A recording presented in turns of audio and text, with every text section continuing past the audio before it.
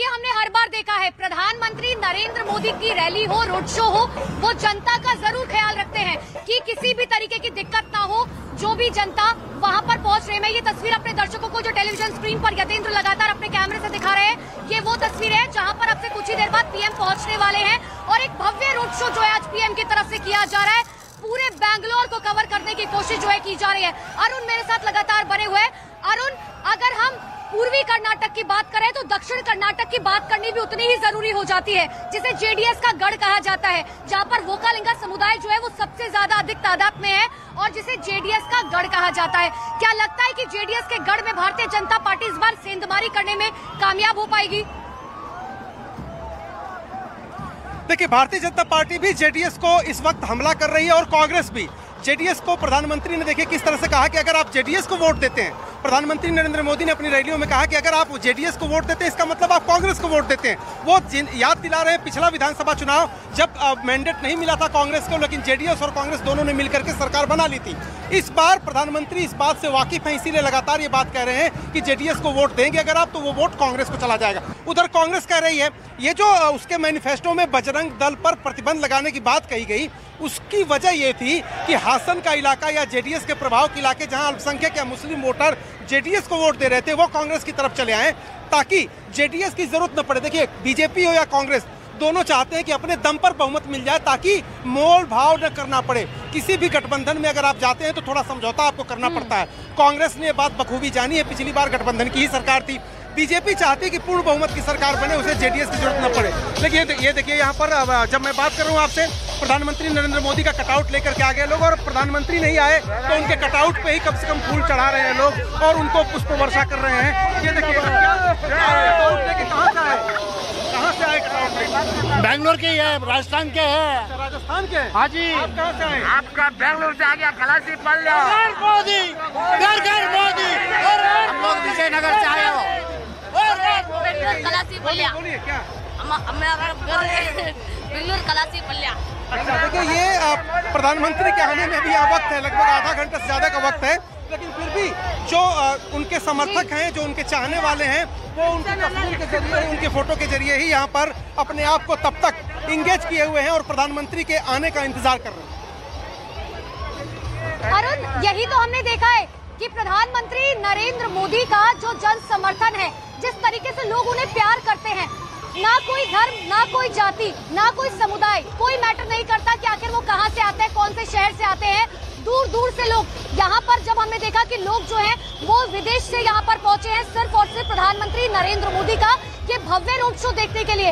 इसी से समझा जा सकता है कि प्रधानमंत्री नरेंद्र मोदी की लोकप्रियता जो है वो क्या है। हमने विदेशों की धरती पर देखा है कि जब मोदी जी पहुंचते हैं तो किस तरीके से मोदी मोदी के नारे जो है वो वहां विदेश की धरती पर गूंज उठते हैं। यतेंद्र मेरे साथ लगातार बने हुए हैं। यतेंद्र, हम दक्षिण कर्नाटक की बात कर रहे हैं जहां पर वोकालिंगा समुदाय सबसे ज्यादा है। मैं यतेंद्र के पास जाऊंगी उससे पहले कि एक बार ये तस्वीर आप देखिए, प्रधानमंत्री नरेंद्र मोदी का ये काफिला सिर्फ आपको जो शो दिखाई दे रहा है वो इस बात को बताने के लिए काफी है कि आखिर कर्नाटक में भी किस तरीके से पैठ जो है वो भारतीय जनता पार्टी की पूरी तरीके से दिखाई दे रही है। हालांकि कांग्रेस की बात करें तो कांग्रेस साफ तौर पर कह रही है कि देखिए, हम जो है चुनावी मैदान में है। जेडीएस साफ तौर पर हमेशा से किंग मेकर की भूमिका में रही है और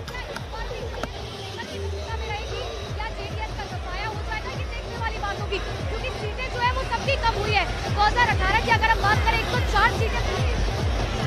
तो सोमेश्वर सभा भवन से रोड शो जारी है। प्रधानमंत्री नरेंद्र मोदी के रोड शो के लिए आप साफ तौर पर देख सकते हैं कि हजारों की संख्या में 26 किलोमीटर लंबे इस रोड शो में सड़क के किनारे किनारे जो कार्यकर्ता हैं, तमाम जो लोग हैं, नरेंद्र मोदी की एक झलक पाने के लिए एकत्र हुए हैं। और ऐसे में प्रधानमंत्री नरेंद्र मोदी का ये रोड शो माना जा रहा है कि बड़े शक्ति प्रदर्शन के तौर पर। और तस्वीरों में जिस तरीके से आप साफ तौर पर देख पा रहे हैं कि पुष्प वर्षा की जा रही है, न सिर्फ इतना बल्कि प्रधानमंत्री नरेंद्र मोदी के साथ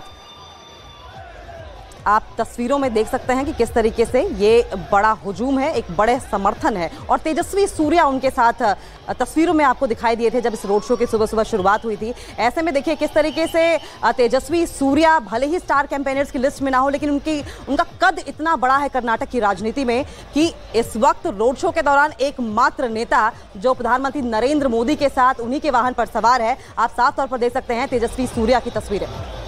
बिल्कुल, तो 16 विधानसभा क्षेत्रों से ये मेगा रोड शो गुजरेगा, लेकिन आप देखिए कितनी लोकप्रियता यहाँ पर प्रधानमंत्री नरेंद्र मोदी की है।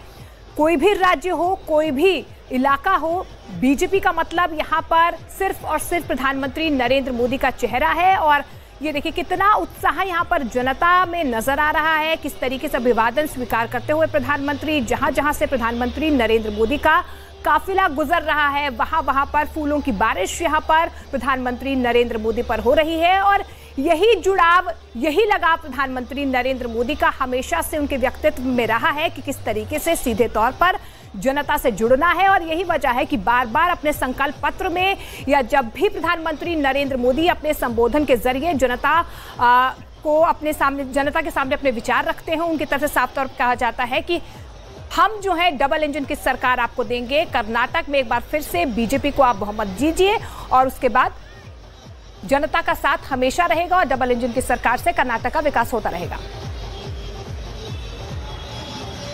तो सिर्फ डबल इंजन की सरकार ही नहीं, भ्रष्टाचार से मुक्त जो है जनता को कराया जाएगा। महंगाई की मार जो जनता झेल रही है उससे दूर कराया जाएगा। भारतीय जनता पार्टी ने तमाम जो है वादे इस बार जनता को किए हैं, लेकिन देखिए कांग्रेस भी जो है लगातार दावे कर रही है। कांग्रेस कह रही है कि जब से बीजेपी की सरकार आई है महंगाई बहुत ज्यादा बढ़ गई है, महंगाई अपने चरम पर पहुंच चुकी है, भ्रष्टाचार अपने चरम पर पहुंच चुका है। वादे दोनों की तरफ से किए जा रहे हैं, लेकिन जनता किस पर भरोसा करती है ये 13 मई को पता चलेगा। यतेंद्र मेरे साथ लगातार बने हुए हैं। यतेंद्र, हम दक्षिण कर्नाटक का जिक्र कर रहे थे, मैं दक्षिण कर्नाटक पे आऊंगी, लेकिन उससे पहले एक बार वहां की तस्वीरें दिखाइए कि आखिर जनता जो है किस तरीके से एक्साइटेड और मोदी जी का काफिला कितनी देर में वहां पहुंचेगा।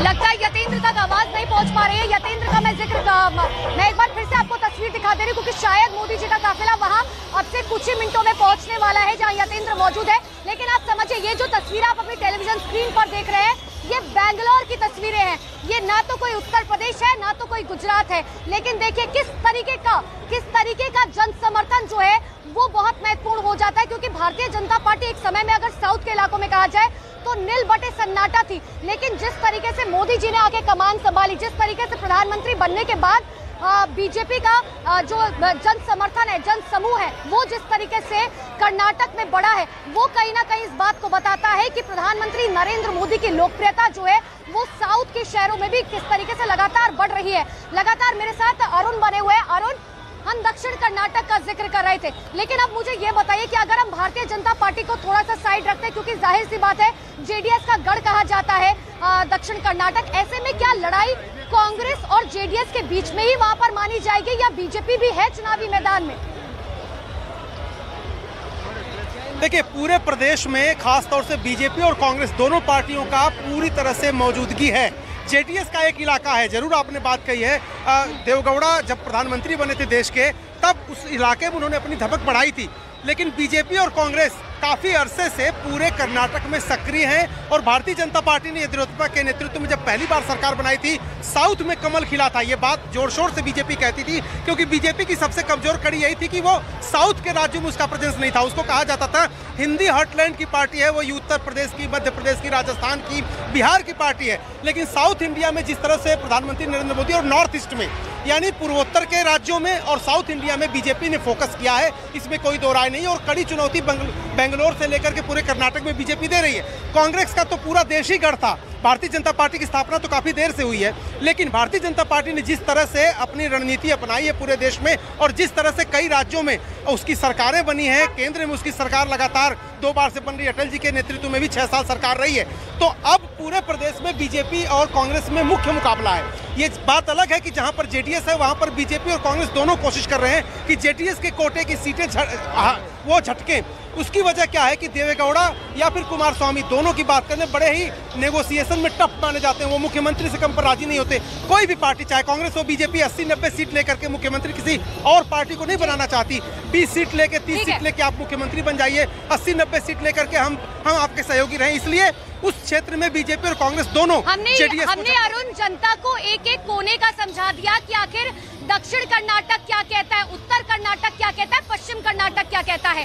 लेकिन अब मैं एक बार फिर से यतेंद्र का रुख कर लेती हूँ। यतेंद्र, कितनी देर में काफिला पीएम का वहां पर पहुंचेगा, क्या तस्वीरें खास?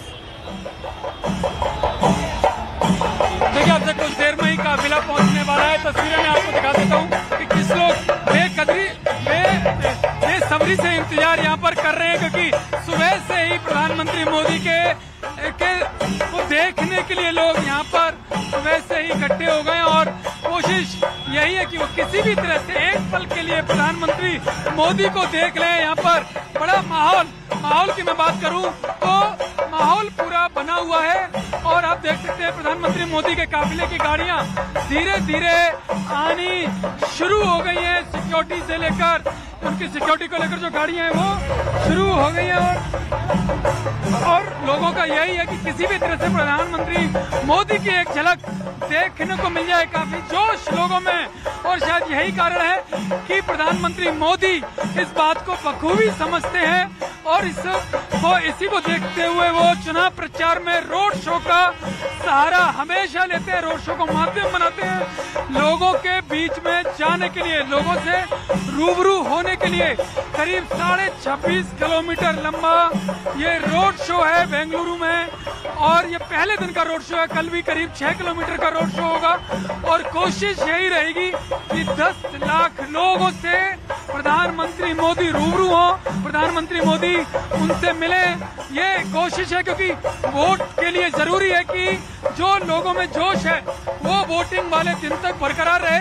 ऐसे में प्रधानमंत्री मोदी पब्लिक मीटिंग के साथ साथ रोड शो पर काफी जोर देते हैं और यही प्रधानमंत्री नरेंद्र मोदी की खासियत है जिस पर जनता अपना पूरा दिल लुटाती है। हमने हर बार देखा है कि प्रधानमंत्री जब यहाँ से पीएम का रोड शो की शुरुआत भी हुई थी, सबसे पहले उनका स्वागत किया गया और एक एक जनता, मैं कह रही हूँ लाइन में खड़ी हुई आखिरी जो जनता मौजूद थी उसका भी पीएम ने अभिवादन स्वीकार किया है। लोगों को लगता होगा कि हाँ प्रधानमंत्री उनकी तरफ नहीं देख रहे, लेकिन ऐसा नहीं होता। हमने इतने रोड शोज और इतनी रैलीज देखी है जहाँ पर प्रधानमंत्री नरेंद्र मोदी जब पहुँचते हैं तो वो एक एक जनता की मुस्कुराहट देखते हैं, एक एक जनता को देखते हैं और ये बात सच है। आखिरी लाइन में खड़ा हुआ अगर कोई बच्चा भी पीएम को देखकर मुस्कुराता है तो उसको भी देखकर पीएम जरूर मुस्कुराते हैं, अभिवादन स्वीकार करते हैं और पीएम का जो बच्चों के प्रति प्रेम रहा है वो तो हम हर रैली, हर रोड शो और हम कह लीजिए हर स्वतंत्रता दिवस पर देख लेते हैं। मैं एक बार फिर से जो है यतेंद्र का रुख कर लेती हूँ। यतेंद्र, मुझे ये बताइए जोश किस तरीके का है, जरा वहाँ का जोश दिखाइए। क्या आखिर जनता जो है कितनी एक्साइटेड है, जोश हाई है वहाँ पर जनता का?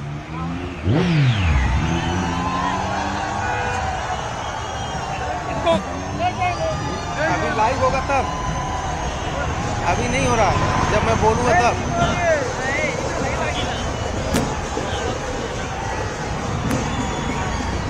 ठीक है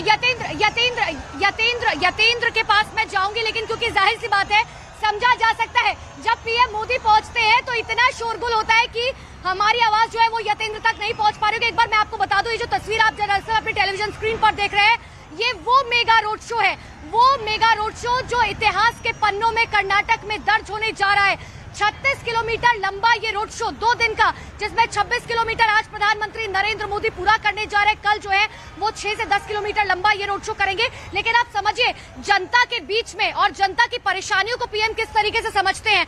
पहले पूरा रोड शो सिर्फ एक दिन में होना था, लेकिन भारतीय जनता पार्टी ने इसमें बदलाव किया क्योंकि प्रधानमंत्री को पता चला कि नीट की परीक्षा होनी है, छात्रों को आने जाने में बेहद दिक्कतें होती हैं और बैंगलोर एक ऐसा शहर है जो हमेशा से अपने ट्रैफिक की जो है व्यवस्थाओं की वजह से जाना जाता है कि यहाँ पर बहुत भीड़ भाड़ होती है।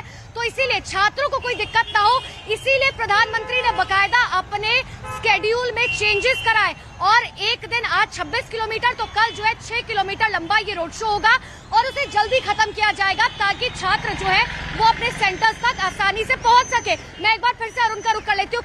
अरुण, जिस तरीके से देखिए प्रधानमंत्री नरेंद्र मोदी की यही तो खासियत और इसी पर सच बात है कि जनता दिल लुटाती है कि अगर नीट की परीक्षा है तो पीएम ने अपना स्केड्यूल चेंज कर दिया, वो स्केड्यूल जो शायद महीनों पहले बन जाता है जिसमें बदलाव होने बहुत ज्यादा मुश्किल हो जाते हैं।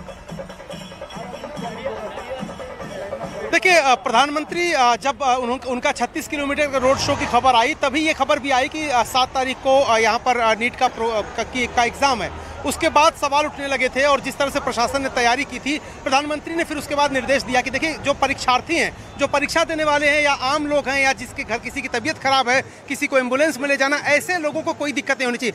पुलिस जो होती है वो अपना काम करती है। पुलिस को लगता है कि अगर कोई सुरक्षा में चूक हो गई तो बाद में उनकी गर्दन पकड़ी जाएगी, इसलिए वो आम लोगों को सहूलियत नहीं दे पाते। अब उनको डर होता है कि कोई किसी को इतनी बड़ी भीड़ में सबको सैनिटाइज कर पाना या सबको चेक कर पाना, सिक्योरिटी चेक कर पाना बहुत मुश्किल है। जैसे इतने लोग खड़े हैं यहाँ पर, सबकी चेकिंग नहीं हो पाई होगी निश्चित रूप से। तो जो रूट है उसके पास किसी को नहीं जाने दिया जाता। ये सुरक्षा की दिक्कत होती है और जो प्रोटोकॉल होता है उसका पालन करना पड़ता है। लेकिन प्रधानमंत्री की तरफ से हस्तक्षेप किया गया और ये कहा गया कि रोड शो को छोटा करिए।